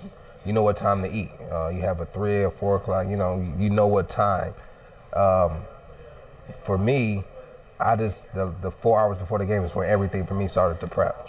And so I know I want to eat a certain thing 4 hours before a game. I know what time I want to get to the stadium. I'm not letting that go. What'd you eat? Huh? I got to hear I got to hear the food. I was a French toast connoisseur. No kidding. I was a French toast connoisseur.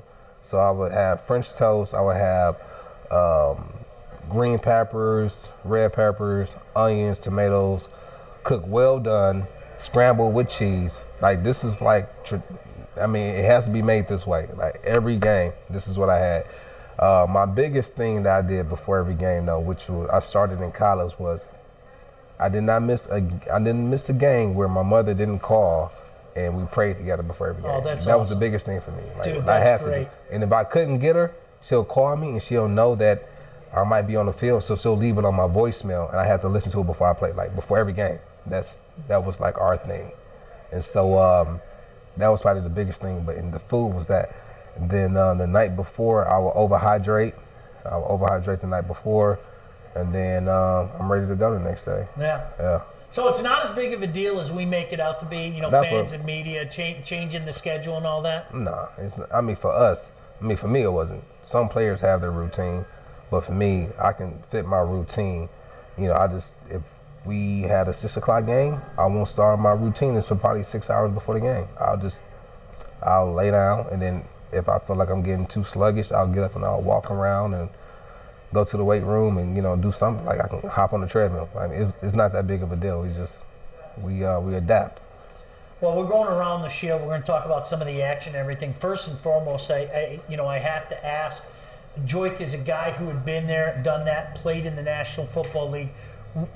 Have you been surprised that the NFL's been able to pull this off? Because, you know, I look at what the NBA and the NHL did was brilliant with the bubble, okay? In a perfect world, everybody would be able to do that. Yeah. You're just not able to do that in the National Football League. Have you been, I guess, surprised that they've been able to pull it off? I mean, they have been pretty lucky in regards to, you know, some of the doom and gloom that has been out there has been, oh, the NFL's never going to get this game in. Oh, they're no way, no how. Yeah. NFL's been pretty good the way they've handled this. Oh, yeah, like I said, it's adapting.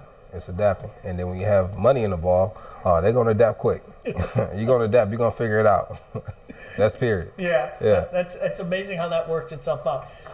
Hey, listen, who are you looking at right now in the National Football League?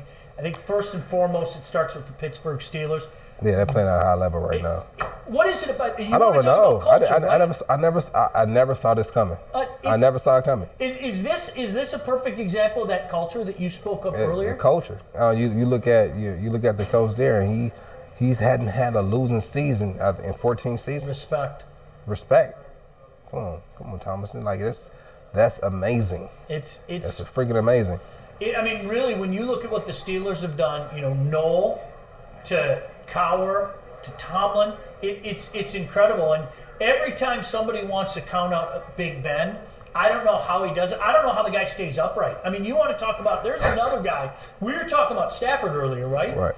That guy has had, just the crap kicked out of him. It really has. Mm-hmm. You know, a lot of respect. He's a big guy. That's a big guy. That's strong. Big, strong guy. Yeah? Yeah, he's big and strong. So he's standing in that pocket. It's going to take a lot to get him down. But he's playing at a high level right now. If we're talking about teams, I still like Kansas. So do I. I still like Kansas. So do I. I mean the Seahawks are playing well too, but I don't see them. I don't see anybody beating Kansas. No, I'm with you. Yeah. I'm with you. You know, last night was a perfect example, and I don't mean disrespect. We were talking about this earlier with the Lions, that so many people were watching that game yesterday saying, you know, learned behavior, oh my gosh, they're going to find a way to lose this game, but it was the Bears that went bearing and ended up losing that game. I'm staying up last night watching that game, and the Broncos had every reason in the world to win that game. I mean, they really did. They had every reason in the world to win that game, and they figured out. Except for one. Yeah, it's Patrick Mahomes. They can't stop him. Yeah, he's just. He figures it out. How special is that kid? You know, as a guy who's played your whole life, when you watch a guy like Mahomes. I think it was befitting that he got a baseball contract. It was befitting. That guy is amazing. Not to take anything, I'm still a diehard, Detroit Lions. Sure, but you got to give respect when, and as a football player, what he's doing, what he's been able to do is amazing. I mean, he's playing on the caliber of Aaron Rodgers, early on in his career. Like, to be playing like Aaron Rodgers, coming in and maintaining that is amazing. I mean, and that's tough to do, especially when you have a target on your back and teams are coming for you. And I played for Coach Reed. Andy Reid is a brilliant coach. I'll put him and Coach Carr on the same caliber as far as how they are and how they treat their players with respect and It's more so these are the coaches that you want to play for, not because you're scared of them or you're scared because you might lose your job, but you don't want to disappoint these guys. Yeah. So you want to play well. Yeah. You know. And so I've only had a few coaches I play with like that, and those are two of them. No kid. You know, you talk about great quarterbacks as well. I mean, you had Manning, you had Breeze, you had Stafford. Is there something that those three have in common? Different styles, all three of them. All different three. Quarterbacks, all three of them. All three different. Is there anything in common that those three guys have? No, besides that, they're leaders. Yeah. That's it. Really? That's it. Peyton was. I mean, I'll be frank. Peyton was a great quarterback, all right, and he held all of his players accountable. And he has like this dry sense of humor, right? He used to have his own meetings. He used to have his own meetings when I played there, and I remember we were watching a film of a defensive coordinator we were about to play, but we were watching like when he was coaching for a college or something, and they were playing like on a grass field in the small stadium. And I remember we were watching, and he had the controller in his hand. He kept rewinding. He said, "Hey, Drake, this reminds you of Wayne State." That's what he was saying. I was like, "Yeah, Peyton, yeah, that's about right." And then I'll say something back to him, and, but he had like this dry sense of humor, so he was funny, But when it came to football and it's time to prep, he was by far the most, I guess, strenuous and the most, I guess, dedicated to prepping for a game, like watching film and studying than any other quarterback. Drew Brees was just a quarterback he was perfectionist when it came to like his going through his reads and his receiver routes. So after every practice, he'll have the receivers run the top end of their route, not the whole route, just the top end to save their legs. And he'll go through. And he was the only quarterback I've seen that he'll go through his first progression. He'll hit his second progression, but he'll keep going through his third and his fourth. And he'll go through all of them, even after he threw it, just to make sure everybody's in the right spot. Like, okay, cool. And the way he handled his players was with respect. And then Stafford's not too much of a talker, but he's much more like I'm gonna show you, and then you're gonna follow suit. And he'll speak when he has to. But Breeze is swaggy though. Breeze, bring it up. Yeah. No kidding, yeah. Yeah. So Breeze is a man. I can't lie. He used to have us fired up. So it was live though, man. I respect for him. A lot of respect for good. Breeze. I'm tired of Aaron Rodgers. You mentioned him earlier. You know what? I say this every year. People talk about Lions are the team to beat, or Vikings are the team to beat, or Bears are the team to beat. As long as there's air in number 12's lungs, I'm going to be terrified of that guy. I mean, mad respect. What did you see up close out of that guy? He changes. He really changes. He gives that whole team life, offense and defense, special teams. When he doesn't play, they're not the same. I'll give you a perfect example.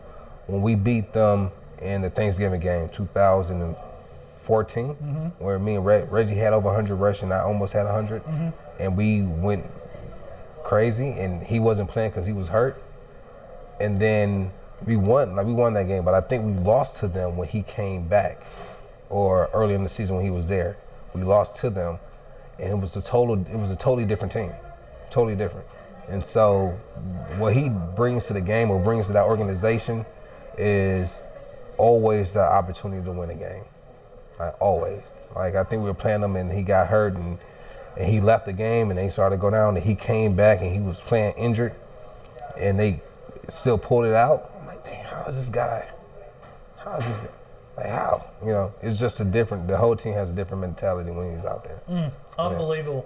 Patriots playing better as of late as well. It's kind of funny, a few weeks ago, you had Tampa up here. Whether they like it or not, there's going to be the Belichick-Brady thing. That's just the way that it is. You had Tampa up here in New England down there. Since then, you've kind of gone like that. You had a few, as you mentioned earlier, little conversations with New England. That Belichick thing is real. There's no other way to say it, and there's a reason why so many guys have come from his tree. Unfortunately, some of them haven't had success, and we saw that here in our own backyard. But how would you even describe that? You know, we talked about Pittsburgh.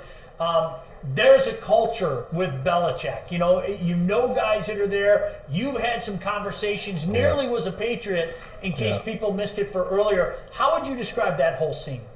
Well, Coach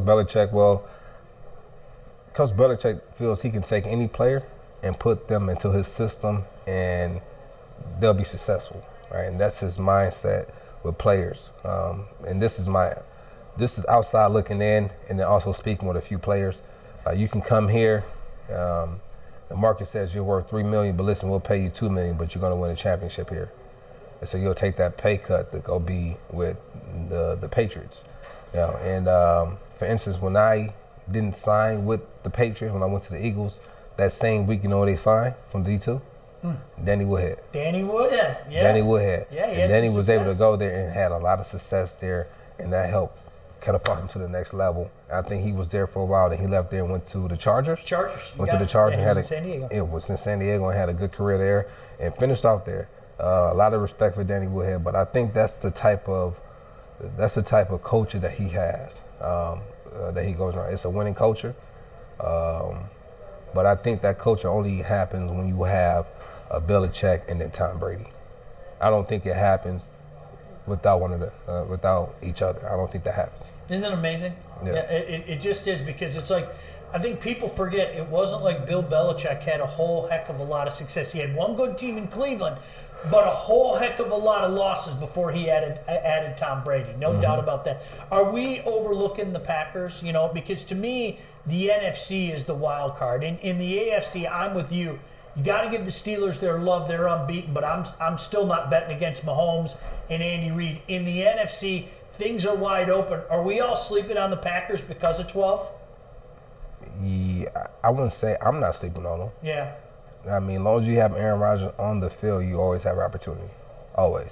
I don't think there's been a game where Aaron Rodgers has been in and you just counted him out. I don't think there's been a game. Too many times. Yeah. You might see a team with a great offense and say, you know what, they might lose because their offense is way better than the Packers' defense, and so they'll say, we might, go their way because of that, but it's never a complete. They don't have a shot. I haven't seen it. I haven't seen it. It might be a team out there, but only team I can say they don't have a shot against is probably the Chiefs. I would like to see that game against Pittsburgh. I would like to see that. I think that would be a great game. But I can't even say they don't have a shot against Kansas City. I think as far as arm talent, they have equal arm talent. It's amazing how quickly things can change in the National Football League, because it's not that long ago. I mean, Tampa just buried Green Bay. And this was a case to me, guys, where I thought, all right, here comes Tampa. They've got the coach. They've got a guy that, everybody talks about being, the NFL version of the quarterback whisperer, unlike the faulty quarterback whisperer in college football. I had to throw that in there. But with Bruce Arians, they've just kind of gone like that. Tampa's just kind of gone like that. I know an opportunity to get it back coming out of the bye week and everything, but, when you look at a guy like TB, you were talking about it. Here's a guy that was quarterback at Michigan. Michigan guy. Well, Michigan you guy. had to throw that in, right? Yeah, Michigan guy. You were a kid watching this guy get it done. Oh, yeah. I mean, it's amazing that he's been able to do it, man. I was in junior high. Isn't that crazy? Cause I think he came out in what year? 99? 95, I think, right? He was class of 95, and then he left Michigan after 99. Yeah. Yeah, so it's incredible. So he came out in 99, and then in 2000, I was in junior high. I wasn't even in high school yet. Unbelievable. What do and you I say? played against him, and I played against him. Yeah. Which is crazy. Like, I played against a guy I grew up watching. I played with a guy I grew up. I played with Michael Vick. Michael Vick was probably one of the coolest quarterbacks I've ever played. And when I say cool, it's just we would be in practice, and Coach Reed would try to catch you slipping, right? So this is my rookie year. And so I'll always I wouldn't be too far from like the play call, but I'll be far enough to where I can't be distracted. I can totally watch the play and take my mental reps, and I'll sit there and I'm watching and taking my mental reps, and Coach Reed will walk over, and then right before they run the play, hey Bill, what's this play? What's this play right here? What's this? Hurry up. And I had to give him the play, and I give it to him. He said, oh, all right, cool. And so he tried me twice, and I got him right the both times.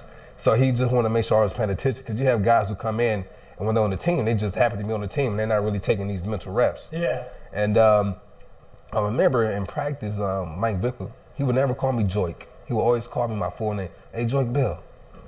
I don't know why. Hey, Joik Bill. I've been watching you in practice. You pretty good, man. You just need a shot. You like an Arian Foster. You just need your shot. I said, man, Mike Vick, man, you don't know what you just did to me, man. Yeah, Mike Vick. And so what he would do is, when I played for the Bills, Fred Jackson would tell me that getting in the cold tub after every practice, it'll add years onto your career. So when I left the Bills, I kept that going, because I'm learning from like pros who's been in it. So I'm in the cold tub after every practice when I was in Philly. And when I'm in there first, and then Mike Vick would come in, other players, and then like after like the second or third week, he came in, he like, Joik Bill, why you getting here every day? I said, Fred Jackson told me that if I do this every day, it'll add years on my career. So he's been in the league for however many years. I want to play that long, so I'm going to do it. He looked at me, he said, man, I wish somebody told me that when I was your age. And so I must be had known, because I will only see the vets in there every day. The young guys, they'll get in every so often. I was the only one in there that was in there every single day. How many times was Fred Jackson written off in Buffalo? It's unbelievable. Oh, man, Fred Jackson's a pro. Seriously. He's a monster. He just kept getting it done. Remember, he wasn't going to get any reps because of Marshawn. He wasn't going to get any reps because of C.J. Spiller. And then the next thing you know, there's Fred doing Fred Jackson things, man. Man, Fred was the man. He was good to have in the locker room, because he kept a good handle on that running back room. He made sure we stayed in line, made sure everything was done correctly. He helped us out. I mean, that was big bro, man. He looked out, man. Exciting. Shout out to Fred Jackson, man. Yeah, no doubt about that. Freddie J. My fantasy teams always appreciated Fred Jackson as well. I was a big fantasy guy back in the day. We're going to talk to Troy Weaver in a matter of moments here on Woodward Sports. Again, start your morning. Christy and Stick and Joey, they are going to wake you up. We're going to come after that. We're going to have an announcement soon on an afternoon show and some other shows coming up. So there's a lot of great things happening out here. Woodward Sports. Even come to the Human Zoo sometime and stand outside the window and wave and all that. You're more than welcome to come down here. Pull up on us. Right, anytime. Tap in. Some exciting things happening in college basketball. Big week for Michigan State, for sure. A big week for Michigan State. Obviously, Michigan State gets themselves a huge win, knocking off Duke. Long overdue, if you ask a lot of Spartan fans out there. You knew it was coming back down to earth a little bit with UAD. Give the Titans all the credit in the world. The Titans came out hard, had to make Michigan State work for it. Spartans as well. Find a way to get it done against Western Michigan after some ups and downs. An exciting year forthcoming for Michigan State. This could be a very special Tom Izzo team.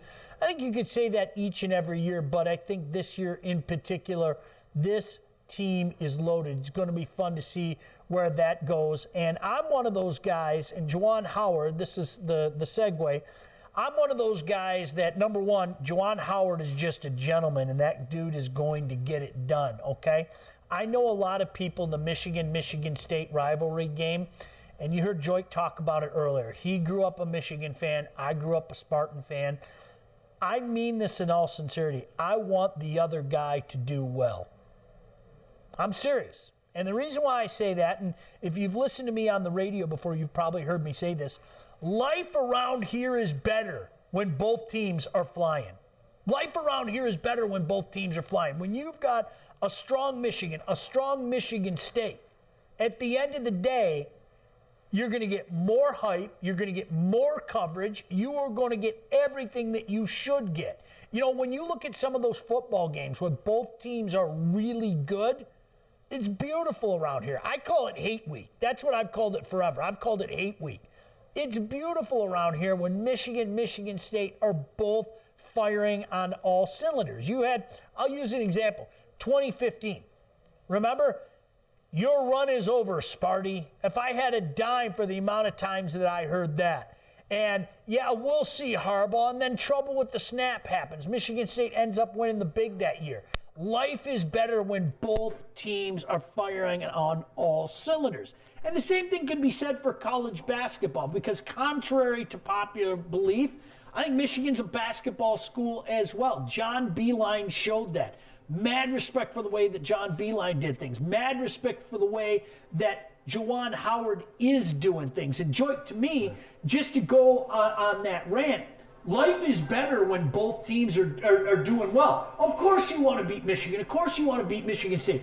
I want both of those teams good. Yeah, you got to. For me, any team that's from Michigan, I want them to do well. Yeah. Because they represent all of Michigan. Yep. And so it's kind of like whenever I play Grand Valley, I want to be Grand Valley. But say I never went to the postseason and they did, I wanted them to win because they represent the whole GLIAC. Felt that way. I wanted them to represent us. And I didn't like them at all, Grand Valley at all. But I grew a sense of respect for them the 09 season when they went to the national championship game, and I was up for the Harlan Hill Award. So they had this big ceremony 2 nights before the game. And, Down in Bama. Down in Bama. Yep. Is it Florence? Florence, Alabama. Yep. And so they had like this big this dinner when they have both teams, and then they have the 3 contestants for not contestants, but the 3 people up for the award, the Harlan Hill Award. And so what they do is they have this big monitor on the wall, and they play like a minute clip of each player. And so I remember we had Zach Amidro, the quarterback I was telling you about earlier, who had amazing numbers. We had another quarterback in there, and then we had me. So I remember they played their video, teams would clap for them. Then they played the next quarterback video, and when it was over, they clapped for them. And then they showed mine was coming up next. And before they even played it, all of Grand Valley stood up and gave me a standing ovation. Oh, that's awesome. And they was clapping for me before it even came on. And then that's when I grew respect for. I said, okay, well, they respect me. So once you got Listen, pretty cool. I'm the same way. And the Big Ten isn't like that. You know, the SEC, there's the love. They SEC. They got that chant. I've always felt the GLIAC's kind of that way too, because it was funny when they made the run, when Wayne State made the run 9 years ago to the championship game. It was amazing how many guys I heard from. You know, hey, Saginaw checking in. Best of luck, Wayne State. Hey, Ferris. Best of luck, Wayne State. How's it going? You know what? It's interesting. You don't see that in the Big Ten, though. There doesn't seem to be that Big Ten pride, you know, right. Because some of those roots go so deep. You got people saying, I'm going to let them know that you're ready, and we're going to get you in right now, all right? I'm rooting for Ohio State. Sounds I'm good. never I'm rooting rooting for for Michigan State. State. Right? Thank you. Yeah, That's what it so is. it's amazing. But in this regard, Joy, I've always been, I hope Juwan Howard does well. Number one, I think he's a good man. Number two, things are better when both of those teams are flying on all cylinders. We get more coverage. You get all the hype. You get the trash talk going on between neighbors and everything. So I want him to do well. I hope he never beats Michigan State ever, never, ever. But you know what I mean? Best of luck. I mean that in all sincerity. Oh, you do, huh? Yeah. You do. You know what's funny? Well, you know, around here with football, I've always made the joke. It's like, you know, you watch The Simpsons. All right, we're gonna get to that in just a second. But kindly joining us right now, as I mentioned, he's done a tremendous job as general manager. I say that, and they haven't even hit the court yet. They have not even hit the court yet. But very happy to be talking to this guy. He is the general manager of the Detroit Pistons. Troy Weaver kindly joining us here on Woodward Sports. First of all, Troy, really appreciate you taking the time. Thanks for joining us. Yeah, thanks for having me, guys. Yeah, I can hear. Excellent. So Troy, let's start here. It's been a whirlwind for you. It has literally been 6 months that you've been on the job. What jumped out to you about taking this Piston job? Because you were a guy, your name was on the radar for a lot of teams. People were wondering when an opportunity came if you would jump. What jumped out about this job to you? Obviously, the rich tradition here. The Detroit Pistons been a storied franchise. Obviously, with the 3 championships, great city. So I was just really attracted to the tradition in the city here. So I have taken my time and wanted to make sure that I took the right opportunity that fit me. And I thought this was a great organization and a great city that fit me and my family. Good. Troy, so are you sitting in that luxurious office that I came by? Yeah, no, honestly, man, we appreciate you coming on, man. I appreciate it. Real quick, you picked up a lot of good players, man. What was the one player you picked up that you was really happy you got? I know you're happy you got all the guys, but which one is that one that you said, I didn't think I was going to get him, but we got him? No, we're excited about all the new additions and the guys that are here, but Jeremy Grant, I've known, we have a long history together. I had him obviously in OKC, but this year at Denver, he really exploded in the bubble, and Denver had really come on, and I thought it'd be tough getting him out of there. So we were very fortunate to get him to sign with us. So he would be the one guy that stood out throughout this process that we were able to attract here to Detroit. I see you brought another guy home, and Josh Jackson. Can you hear me? Yes. Okay, for sure. So you, I like, I like what Josh does in the community. I actually, I play a little street ball. I play a little street ball. So he actually built a court close to my neighborhood that I didn't know he built, but I would go there to go play basketball, and they were like, "Oh yeah, Josh Jackson did this court for us." I said, "Wow, I didn't know he was doing that much in the community." I really want to tap in with Josh to see what else he wants to do in the community. But I think that'll be a good. I like the way he plays, and like I told you, you can't get this grit anywhere else. Like you have to be from here to have that grit. And I think him coming here, he's going to know who he's playing for, know what he's playing for. I think it'll be a dream for him to come back and play back home. Troy, what jumps out to you about Josh Jackson? Obviously, what George just said, the toughness, the competitiveness. He's a guy that fit the Pistons. We wanted every young man that we brought here, we wanted to symbolize what the Pistons are all about. And Josh is at the head of the class with that being from here, getting another chance to prove himself and get his career back on track. But no, excited about Josh, love his competitive spirit, and I think he can really help us going forward. For sure. Troy Weaver kindly joining us, of course, Pistons general manager, season upon us. Troy, you just said something very interesting, and I go back to 2004. I'm sure you remember it. The Pistons winning the title in 2004. I don't know if there's ever been a team that more represented their city, their community, than that 2004 Detroit Piston team. You talked about the importance of knowing what Detroit is all about. What does that mean to you personally? Yeah, we want to put a team out there that the city embraces.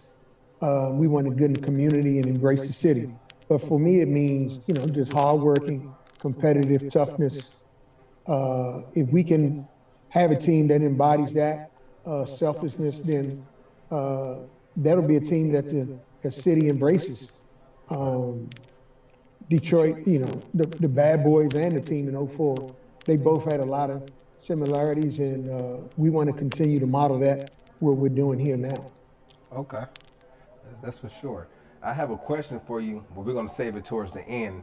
It's a conversation that me and you had before when I came by the practice facility. We talked briefly on it, and I just want to see if what you said still stands, or if you're gonna keep it where you had it before. And I think you know what I'm talking about.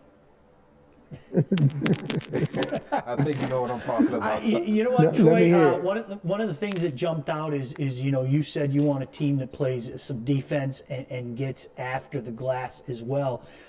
This is going to be a process. I don't think anybody is sitting here saying this is going to happen overnight. But I think one of the things that jumps out to me, and maybe why there's some excitement in the area, is you guys have a plan. There's something moving forward. Are you feeling that excitement? I mean, are you hearing it from people and getting some of that buzz? Because this is something different, I think, for this franchise. No disrespect to anybody else in the past decade. Yeah, I mean, we're gonna keep our heads down and keep grinding it out.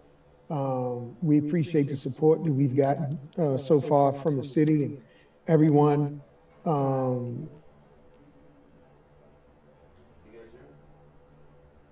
Keep our heads down and keep grinding, and hopefully we can get this thing back to where the Pistons community can be excited.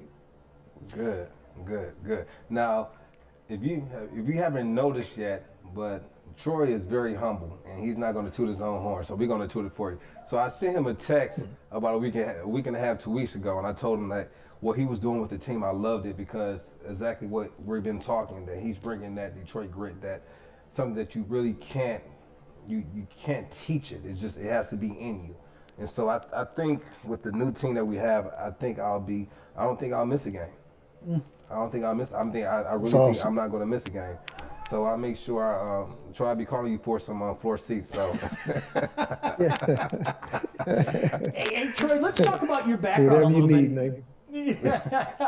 Troy, let's talk about your background a little bit. You know, the road to becoming, a guy that, not to blow smoke. I mean, you had a really good reputation, and people were saying, when is this guy going to get a job? But you started out doing some coaches. You were part of that national championship in 2003 in Syracuse. What led you to eventually an NBA front office? Yeah, thanks. It's always been a dream of mine to work in NBA front office. Early on, even when I was coaching college, I had my eyes set on NBA, and I was fortunate enough to work with some really good coaches in college, from Ralph Willard to Fran Fraschilla to Jim Boeheim. We won the championship in '03, and a lot of people, assistant coaches, would have taken that opportunity to become Division I head coaches. I used that platform to pursue my goal, which was working in the NBA front office, and Utah Jazz afforded me that opportunity in '04, and I was there for 4 years, and then transitioned to Seattle/Oklahoma City, and was there for 12. But it was always a dream of mine to work in the NBA front office, and when this opportunity presented itself, I couldn't resist, and more than excited about coming here to Detroit and joining the Pistons family. For sure. Look at that story. Go ahead. I can't wait. Now I'm intrigued. He did a good job teasing there as well. He's becoming a member of the media, Troy. Yeah, I'm telling you. That was, Troy, man, we're happy to have you in Detroit. Your mindset when you came here to Detroit, when you moved here, you didn't want to live in the outskirts, you wanted to live in Detroit. And I remember when you asked me that question, what made me stay in Detroit? It's because I told, the same thing I told you. I remember you looked over to David, and I don't want to, you looked over to David, and you looked over to our other guy, and you shook your head, yeah, like that's the exact same reason I'm here, because you didn't want to live in the outskirts. I wanted to invest back into my community, so I wanted to pay taxes to Detroit, and that's when I knew this is the guy for the job. This is the guy for the job. And so the question I have for you is, has LeBron moved up in your top 5 yet? you said he went 4. Yeah. He won one more championship than Bird, so yeah, he's moved into the top 5. He's made top 5. Okay, good. He's top 5. Okay. All right, I can't let that go. The Troy Weaver top 5. Can we get the Troy Weaver top 5? Are we allowed to ask that, Troy? Oh, Yeah, absolutely. Yeah, he can get us Yeah, out. We can yeah. get us top 5 for sure. He's not shy about it. Now, Kareem Abdul-Jabbar at center, power forward, Tim Duncan, LeBron with his 4th championship moved ahead of Larry Bird, Michael Jordan, and Irvin Magic Johnson. Oh my gosh. So who's number 1? Kareem Abdul-Jabbar. My man. Yeah. Oh. Yeah. He gave me, but you know what? Troy gave me an interesting fact that I never knew. I didn't know that he hadn't lost a game. He didn't lose a basketball game until he got to the NBA. Oh, he didn't win it. No, he didn't lose a championship. So he won a championship every single year he played. Until he got made to the Unbelievable. From grad school until he got drafted, he lost 3 Unbelievable. games. won a championship Yeah. every single year. Is there any way we can see the Skyhook come back, Troy? Why the heck isn't somebody using that? I mean, that was unstoppable. No, we just I had this conversation with a couple of friends the other day. He's in the top 5 rebounds. He's all-time leading scorer. Top 25 in assists, 6 MVPs, and 6 championships. But he never gets the credit because the media and, being 7'2", they just never give you credit. They think it's easy for you. But I'm a huge fan, so. Okay. He was great to the very end, too. Yeah. See, I'm old enough to remember. I mean, even his last couple of years, you got to remember, they won the title in '88. They beat the Pistons. They lost in '89, but it wasn't like he was an old man along for the ride, Troy. I mean, Kareem was still getting her done until late in the career. Yeah. He was terrific. Absolutely. Historian of the game right here. Historian of the game. I love hearing that stuff. Yeah. Absolutely. Hey, Troy, one of the things that's interesting about being here is all the teams, and I'm sure that you've realized this, are kind of in the same position right now. You've got the Wings. They're kind of rebuilding and coming back up. You've got the Tigers. They've got their young players and coming up. Where are you at with the Pistons in regards to that thought? Is the word rebuild being thrown around? How would you describe it to fans? Because everybody is excited now that there is a reason to look forward and think some positive things. How would you describe where the Pistons are at right now to the fans? No, we're calling it a restoring. We're here to dust off and shine off the Piston logo and get going. I mean, it's rich tradition here. It's greatness here in the city with the Pistons as well as the other franchises. But with the Pistons, we're calling it a restoring. We don't want to do anything to tarnish what's been ahead of us. So we're going to every day try to restore and shine off that Piston logo to make people proud. My whole goal with the team and the organization is to make the city proud, bring the community back downtown, and get them excited about coming down to Little Caesars Arena. The last championship was out at the Palace, so we like to bring a championship here to the city. And the only way we're going to do that is restoring and going to work. That's our goal every day. All right, well, cool. When things open up, you guys start having your open gyms. Make sure you give me a call. I can dust off my old shoes. I can't dunk anymore, but I can still touch rim. You can still touch rim. Okay. I can still touch rim a little bit. We got a spot waiting for you. Okay. All right. Troy, can't tell you how much we appreciate the time, and I'm going to say it again. People are really excited about what you're doing. This is only the start. Boy, you say restore to people in this area, that tells me you get this area. You're one of us now, and we're behind you 100%. Really appreciate it, man. Yeah, I do. Can't wait to see this turn into a championship. Thanks so much for having me, guys. No. Thanks for coming up, man. I owe you dinner. Yeah. Thank you. I appreciate that. All right, no problem. All right, thanks, All Troy. right. Thank you. Troy Weaver, Take care, gentlemen. General Manager of the Pistons, kindly joining us. Joik, I love the guy. Yeah, man, he's great. You know what? I'll buy dinner for him. How's that? How about that? I mean, that seriously, again, it's so important to understand. We get it. You're from here. You're one of us.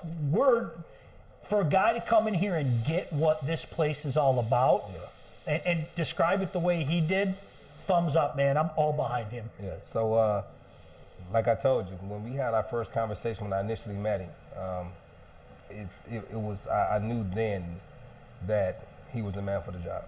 I knew it immediately, and so now I'm excited to see what we do here with the Lions when this season is over with, because I have a guy in mind. Let's see what happens. It's either have to be somebody that I know the players respect. Yeah. And has that same mentality I had when I played, and he was able to coach me for over half of my career. Oh, that's beautiful. Yeah, and so I would love to see him come back and be a part of this organization, because I think he'll be a great man for the job. We are almost out of here, man. This flew by today. I appreciate it. Hey, it's no problem. That was great. We're going to have to do that again, and I promise you, listen, I'll buy all your concessions if you save me one of those courtside seats, okay? Deal? Deal, I got Deal? you. I got you. No, seriously, you guys, thank you behind the scenes. What people don't understand is the amount of work that goes on behind the scenes. Adam and Corey and our engineers. And you think Joey left like 2 hours ago after his show? No. Joey is right in front of me. Still busting his tail off, man. I got so much respect for these guys. Yeah. You guys that have been with me like through the course of my career, trust me, these guys are working their tails off to make sure this is special, and we're going to do our part of it as well. These guys are the real deal. Yep. Joy, always a pleasure, my friend. Always a pleasure. We'll talk again tomorrow. Thanks for watching. We got so much more coming up with Woodward Sports, I promise you. For Joy Bell, I'm Sean Baligian. See ya. Tap in with us tomorrow.